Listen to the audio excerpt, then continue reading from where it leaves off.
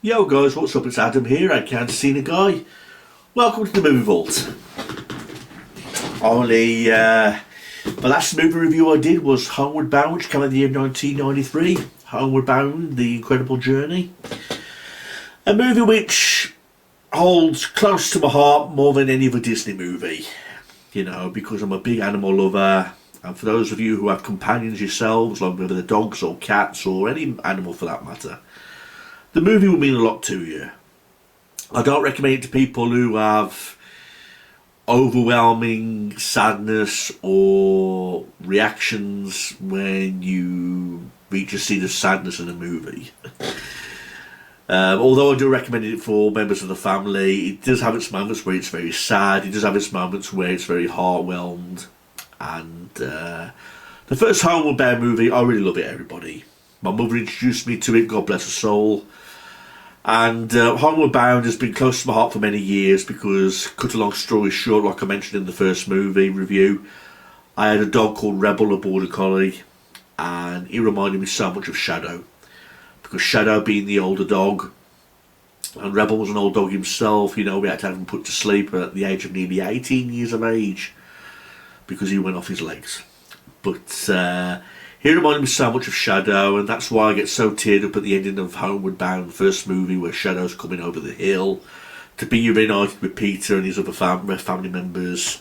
It's got the sad music playing, and both of them are hugging each other and playing, you know. To understand why that movie brings a tear to your eye, you'd have to have a dog to understand why. You just must, you know, because there's no other way to explain the overwhelming feelingness, the sadness, and the heartfelt moment. Well, anyhow, the first movie that came in the year 1993, Homeward Bound: The Incredible Journey, was a big hit. So it was only since that here in 1996 I was going to make a sequel, you know. Now, in my opinion, this movie, Homeward Bound 1993, The Incredible Journey, do you really need a sequel? I admit that. The movie didn't need a sequel.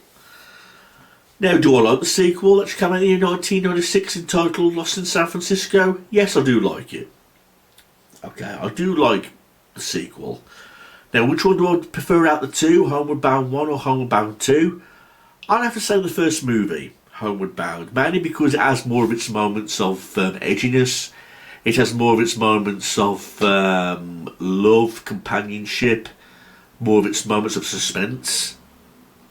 You know, where here in San Francisco, where they're lost in the city, I felt like it went a little bit flat where they come to certain challenges. Yes, they have challenges in the city, but it wasn't like the challenge they had in the wilderness, you know, when they was encountering mountain lions, bears with their cubs, whether it was after looking after a little girl who was lost in the wilderness and reunited with the mother and father. You know, it seems like they had more challenges in the first movie. Where the second movie, they're lost in the city of San Francisco and they're trying to find their way home, but the only way they can do that is by finding the Golden Gate Bridge. Now, to cut a long story short, the second movie, what it's about is their family once again, and they want to take a vacation to Canada. You know, and right off the bat, Jamie is getting very frustrated with Chance because he's misbehaving, he's showing him lack of attention. That happens where he tells him to stay home where he goes on a baseball game. You know, Chance screws up the baseball game. This makes Jamie even more frustrated. And this gives Chance the impression that he doesn't want anything to do with him anymore. And he later discovers that when they get to the airport, he thinks that Jamie's going to send him back to the bad place, aka the Pound. So when they're at the airport, Chance freaks out because he sees all these people in all these weird uniforms and he thinks they're going to go back to the Pound. So he breaks free from his cage when he was going to get loaded onto the plane and he runs away, thinking he can find Jamie and be reunited again. Sassy and Shadow also escape, but they didn't manage to get to their family on time because they boarded the plane and they fly away off to Canada. So Chance, Shadow and Sassy are now lost because they managed to escape the airport from airport security. But now they're lost in the streets of San Francisco. So rather than being in the first movie, where they're lost like in the wilderness, they're now lost in the city of San Francisco. And of course they've got one goal in mind, and that's to find the Golden Gate Bridge so they can find their way back home. Okay. Now, kudos to the voice cast. The cast does come back, apart from the actor who played Shadow in the first movie, because now he's sadly passed away. But Sally Field, who I mainly remember from Mrs. Doubtfire, came back. Michael J. Fox, again, another great voice actor, who also known as Stuart Little, he comes back. You know, so it was nice to see the old cast come back. You know, most of the cast members like Peter, Hope, and Jamie had all grown up. You know, you can see that they're all grown up in this movie. Because this movie was like 3 years later, and you can tell that they've really boosted up in age. Now, like I say in every single movie review that I do, I watch a movie, I judge it. Well, I don't exactly judge it, I just watch it all the way through. I give my honest opinion, what I think. I give my honest opinion about how I feel about the movie in general. And I also give out some dibs and dabs of things which I think they could have improved on, or included in the movie, or didn't need in the movie. I mean, one thing I was not a fan of in this movie was the jokes. I mean, I didn't think the jokes were funny in this movie. Like right at the start where Chance was like defending the house against that butterfly. He goes to eat the butterfly flies away, and he says, "Yeah, you butterfly away," rather than "you better fly away." So that was a lame joke. There was a joke right off the start where at the baseball game you had them three dogs doing commentary on the baseball game. Like, one was pretending to be Sparky Michaels, Trixie Huker, Lucky Lasorda, and they're like imitating, doing these parodies off these three commentators. And I'm like, okay, you know, does that really need to be needed in a Homeward Bound movie? A movie like that? You know, not really. But hey, it didn't ruin the movie, it didn't spoil the movie. I'm glad the comedy wasn't like pushed directly onto the audience, like some movies I can mention, like in the movie fucking Hatchet, the horror movie Hatchet. That's one movie I can explain where comedy's like pushed like right onto the audience, and you're like, for fuck's sakes, back the fuck off. You know what I mean? But this Disney movie and horror it's a completely different category, but I was just trying to name a typical example of a movie that pushes comedy onto you, that's all. But granted, this comedy, although it was poor in this movie, it wasn't pushed onto you, which I was entirely a fan of. There was a few bits and pieces I could have cut out in this movie, you know. But along the way, you know, they're lost in San Francisco and they encounter all these dogs because they encounter these two dogs who are bad dogs, like these two boxer dogs, and they want to fight Shadow. They get introduced to the Riley gang, where there's this group of other dogs. That's one thing I liked about this movie. They reintroduced into these fresh characters, you know, who are also dogs, because you've got Delilah as a female golden retriever who later on falls in love with Chance. You've got Riley, who's the leader of the pack, and he's got this history about being abandoned when he was a puppy. Of course, you've got Vando, the hound dog, who's obsessed with Delilah and wants to be in a relationship with her. You've got the dog that stutters because he's got fleas, where he's scratching himself. He's like da da da da da da da. You got that little dog who's like a go-getter. Let me have him, let me have him. You know, like a little bit of a go-getter. You know, you've got all these other little cute cast members of all these pack of dogs, basically. You know, and they're all part of the Riley gang. They're strays, they're street dogs, and Shadow, Chance and Sassy encounter them while they're being attacked by these two bad dogs, basically. Shadow informs to Riley that they're pets and they're trying to get home to their humans, and the only way they can do that is by finding the Golden Gate Bridge. Riley knows where the Golden Gate is, but he doesn't want to lead them to it because there's too many humans, and he's totally against humans.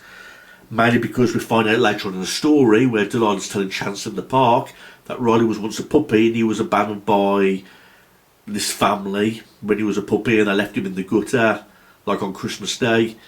And ever since then he's disowned humans, he doesn't look at them the same. and he forms these pack of dogs as strays in the city to keep them away from humans, basically. You know. Now, one thing I noticed that when these three dogs work together, well, not three dogs, two dogs and a cat, Shadow, Chance and Sassy, they form like this bond ship together.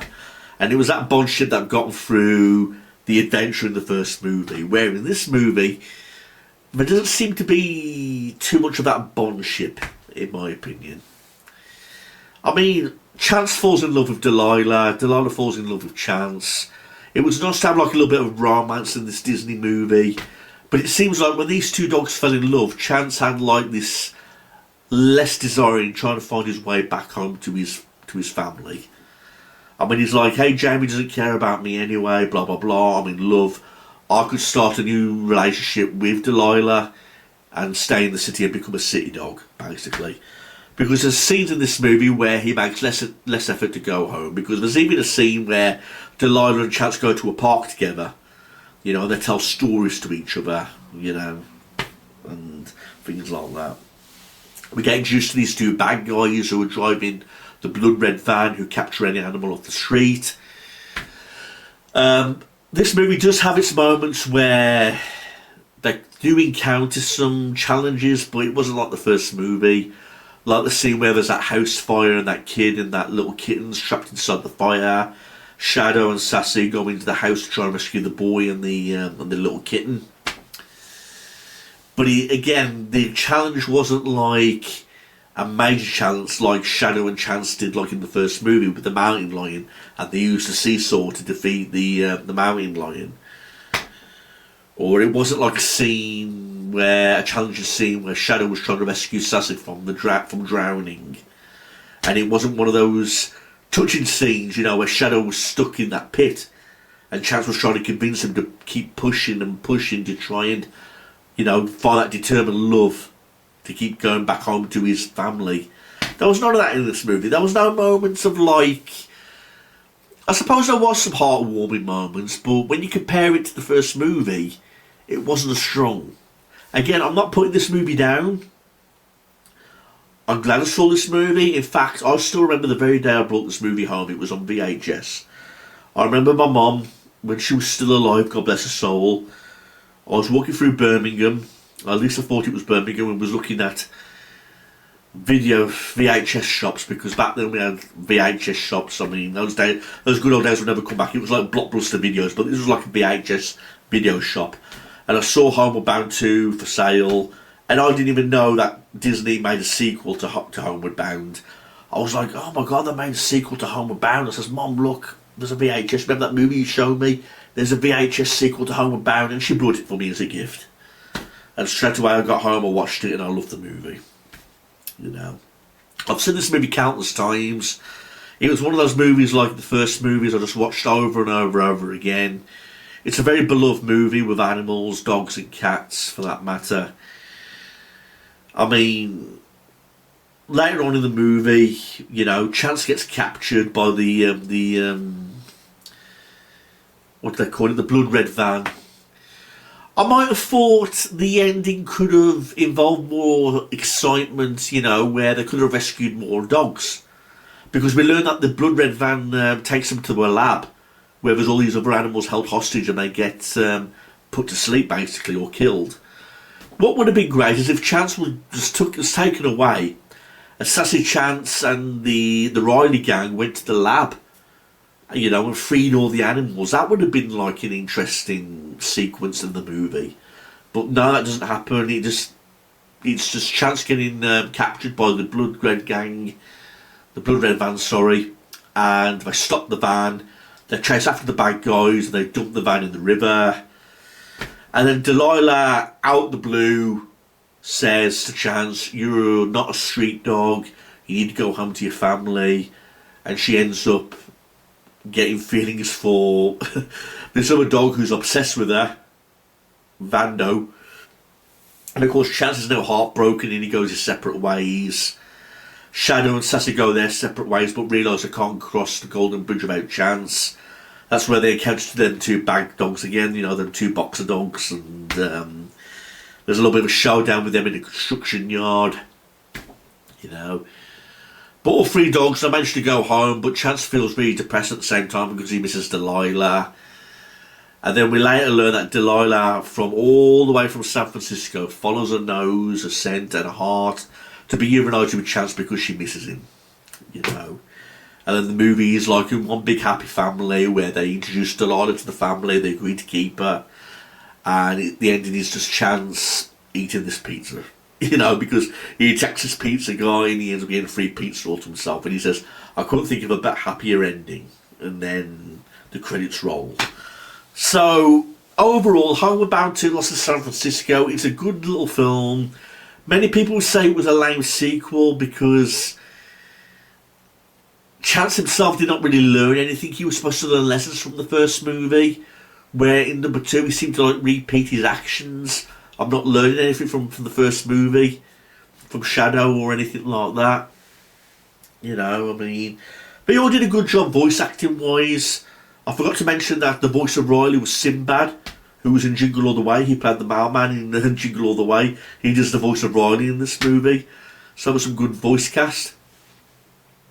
I do prefer the first movie over this movie in terms of settings and locations, challenges, you know, and choice of plots and things like that. I mean, number 1 had its emotions and its heartfelt moments, where number 2 they just seemed to be lacking it. I mean, it was understandable that I was going to make a sequel to this because of the success they had from the first movie, but in my opinion a sequel wasn't really needed. Again, not putting the movie down, I'm not saying it sucked or anything like that. I like Homeward Bound 2, but if you put both movies in front of me, I'd choose the first movie any day, simply because of the heartfelt moments and the overwhelming moments, where number 2, well, I'd watch as a guilty pleasure, but still get a fun kick out of it, you know what I mean? So that's all I've got to say. So what do you think about Homeward Bound 2, everybody? Do you agree with all my comments? If not, leave them below, or if there's anything you want to say or anything you want to add, please leave them in the section below, and I think we can get a chat talking about it. Thanks everyone. That's Homeward Bound 2 Lost in San Francisco of 1996. Thanks everyone. Please leave a comment. Peace out.